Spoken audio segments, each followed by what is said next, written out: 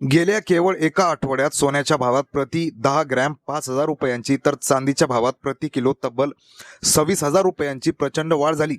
तर तुम्ही अंदाज लावू शकता, एकाच आठवड्यात सोन्या चांदीच्या भावात इतका बदल झालेला दिसतोय, तर मग सामान्य नागरिक तर नवीन वर्षाची आशा घेऊन भाव कमी होण्याचे स्वप्ने पाहत आहेत। या नवीन वर्षी काहीतरीच फरक होईल हा विचार करत ते स्वतःला धीर देण्याचा प्रयत्न जरी करत असले तरीही हा रेट कमी होण्याऐवजी अधिकच वाढला। तर 31 डिसेंबर ते 1 जानेवारी या 2 दिवसात सोन्याचा नवीन दर काय असेल याची खात्रीपूर्वक माहिती आहे, ते आपण पाहू।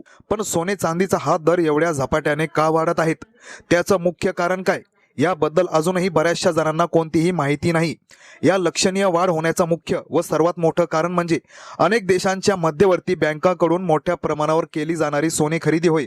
जास्त प्रमाणात या एकाच कारणाने आंतरराष्ट्रीय बाजारात सोन्याचे भाव वधारत आहेत।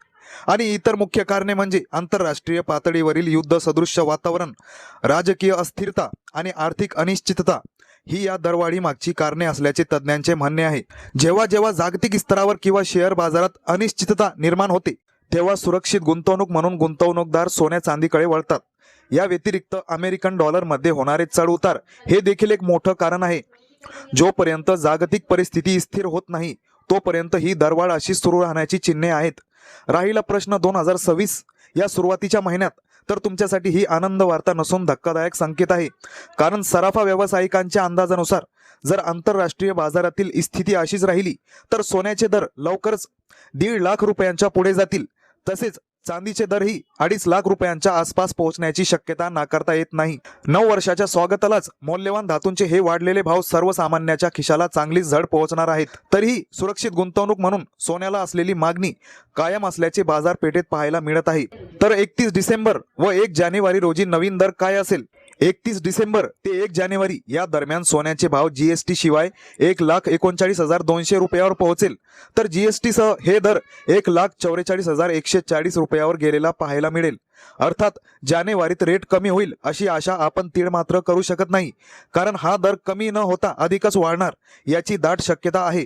एवढंच काय, तर भारतातील प्रमुख तज्ज्ञांनी असं देखील सांगितलं की जानेवारीत ही किंमत 1,50,000च्या वर जाऊ शकते। चांदीच्या बाबतीतही अशीच स्थिती असून 31 डिसेंबर ते 1 जानेवारीला जीएसटी शिवाय चांदीचे दर 2,36,000 तर जीएसटी सह 2,39,000 रुपयांच्या आसपास पोहोचेल। 2025 या संपूर्ण वर्षात सोन्या चांदीच्या भावात सातत्याने वाढ पाहायला मिळाली असून गुंतवणुकीचा ओघ वाढल्याने येणाऱ्या 2026 या वर्षात हे मौल्यवान धातू किंमतीचे सर्व जुने रेकॉर्ड मोडीत काढेल। ही काळ्या दगडावरील पांढरी रेष आहे। छोट्या ग्राहकांसाठी तसेच लग्नाविषयी विचार करणाऱ्यांसाठी ही एक नाराज खबर आहे, पण हेच सत्य आहे। तज्ज्ञांच्या मते जर नवीन सोने धोरण ठरवले तर काही 1-2% दरात घट होईल, पण जास्त काही घसरण होणार नाही। त्यामुळे थेट 10 ते 15% घसरण होईल हे पूर्णपणे खोटं आहे। यात अजूनही लक्षणीय वाढ होण्याची 99% दाट शक्यता आहे।